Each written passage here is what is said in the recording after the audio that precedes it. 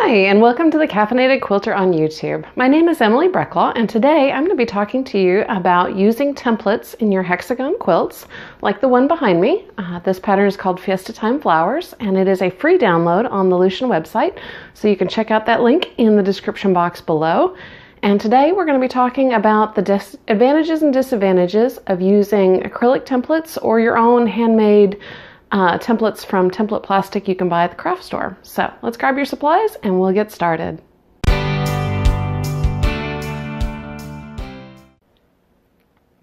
Okay, so let's talk about templates. You are definitely going to want to use a template set for the Fiesta Time Flowers quilt-a-long. This is not like your typical squares and triangles quilt where you can get all the shapes you need just by using your basic rulers.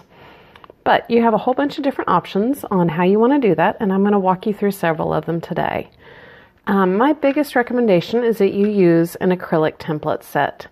It's more accurate, it is easier to use, it saves you time because you can actually cut along the sides of your template instead of having to trace it with a pencil and cut out the lines using regular rulers.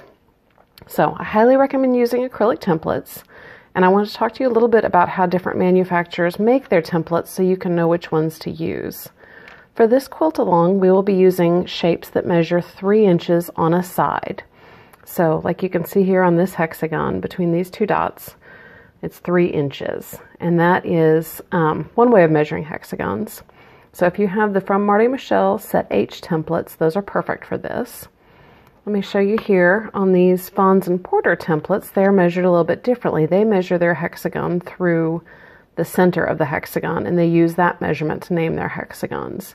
So as you can see here, a 3-inch hexagon is about this size, according to their measurements through the middle. And as you can see, that's a very different size hexagon than this one. So if you have one of these rulers, it is not going to work for this quilt, so save that for a one-patch quilt. But you're going to want something that measures 3 inches on a side so that all of our different shapes line up. If you would like to purchase a set of templates, I recommend getting the Fiesta Time Flowers acrylic fabric cutting template set from Quilt Exchange. You can find their information about ordering in the description box below.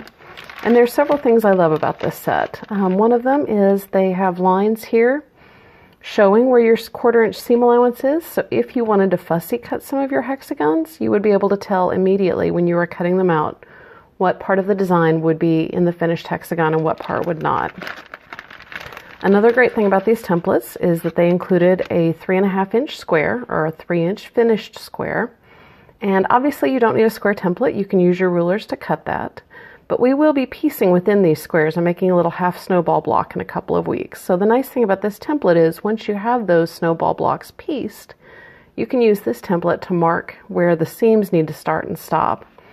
And then when you join your fabric squares to your hexagons, you'll be able to line up your dots and be able to sew it accurately. One more thing about these templates, if you get these, you'll notice that some of mine are clear and some of them have this brown paper on them. That's just something they do for packaging, so I'm not going to try and take them off here, but you can use your fingernail or something to get underneath here and peel off that brown paper backing. You don't need that when you're actually working with your quilts. So that's acrylic templates, and like I said, I recommend using these. I think they're your best bet, but if you don't want to spend the money on it and you want to make your own, I'm going to show you how to do that next. So to make your own templates, you're going to need a copy of the Fiesta Time Flowers quilt-a-long pattern. And let me tell you a little bit about downloading your pattern. Just like different hexagon manufacturers do things different ways, different printers behave differently. So I highly recommend that you use Adobe Acrobat when you are printing off this pattern. I have measured and drafted these templates accurately, but if you open this pattern in something like Microsoft Edge, it's going to scale down your templates for you without telling you. And I'm going to show you here this page was printed accurately. This one here, I printed not realizing my computer had opened it in a different software. And I'm going to show you the difference in size here. So you got that edge of the hexagon. And look how far off that is. That's almost 1/4 of an inch off. That's going to really mess you up in this quilt. So when you print out your template pages, please, please, please double check. Take your ruler, Make sure this area from this dot to here on this dotted line measures exactly 3 inches, because that is going to be critical to you having an accurate quilt at the end. Let me show you that here. See, I'm lining up my ruler, and there we go. We got 1, 2, 3 inches, and you can also do a double check here and make sure your 1/4 inch and that 1/4 inch line up together. So please, before you start cutting out or making any templates, make sure that you have measured and double checked that your printer has printed this accurately. Again, 1, 2, 3 inches here and a perfect 1/4 inch seam allowance. You're going to want to make sure you have that. Otherwise, your pattern's not going to go together well. So once you've got your accurately printed pattern sheet, you're going to need that ruler again and a rotary cutter or a pair of scissors. You're also going to need a black Sharpie or another kind of permanent marker. I recommend you getting an inexpensive little 1/16 of an inch hole punch, and you're going to use this to poke holes where your seams start and stop. And you're also going to need some inexpensive template plastic. You can find this and the little hole punch both at Joann's or any other craft store. So let's make some templates. What we're going to do here, what I like to do is always line up, especially on these template pages that are 8.5 by 11 and cut pretty accurately. I like lining up an edge of the template plastic with one of my cutting lines, because it's just one less side you have to cut out. So after you've got it all lined up and make sure your whole template is fitting on the plastic, you're going to take some masking tape and tape it to the paper, and that way it doesn't move on you while you're trying to trace around it, and it'll help you stay accurate. Okay, and now we're going to take your ruler and your marker, and again you can kind of line this up as a double check. You want to get that ruler, that 1/4 inch on your ruler, to line up exactly with the little dotted line.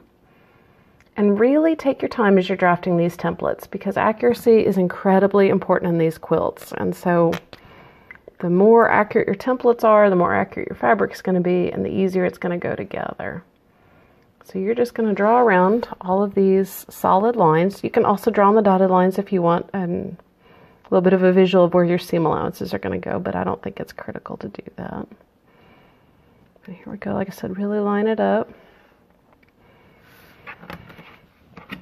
And you're just going to keep going all the way around the edges. The more accurate you are here, the easier the rest of the quilt is.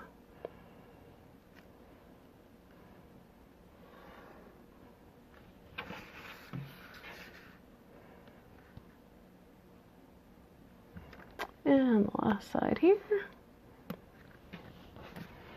And now you've got your template all marked out, and what I like to do is put a little dot in each of these corners, and that is what you're going to hole punch to show where your seams need to start and stop.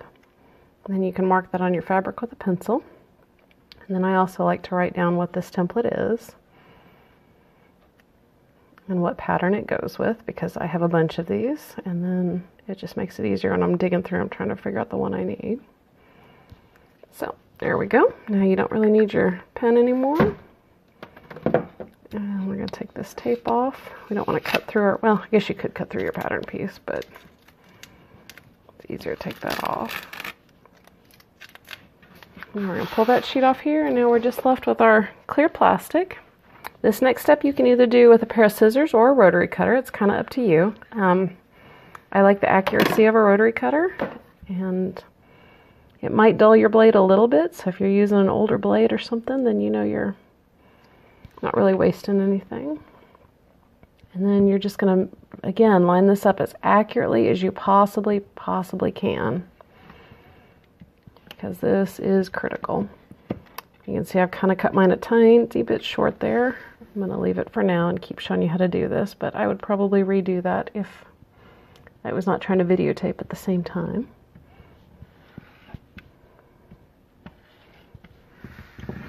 I'm just going to go around your edges and cut that out. And again, mine's coming out a little bit off because of the angle I'm trying to look at this and make it easy for you to see it as well. But when you're doing this at home, you want to just make sure your rotary cutter is going straight on that black line. And that one I got perfect. See how you just want to kind of split that tiny thin line. And again, that's why I like lining up one edge with the top edge, because you don't have to worry about it. At least you know for sure that one's right at that rate. And one last side.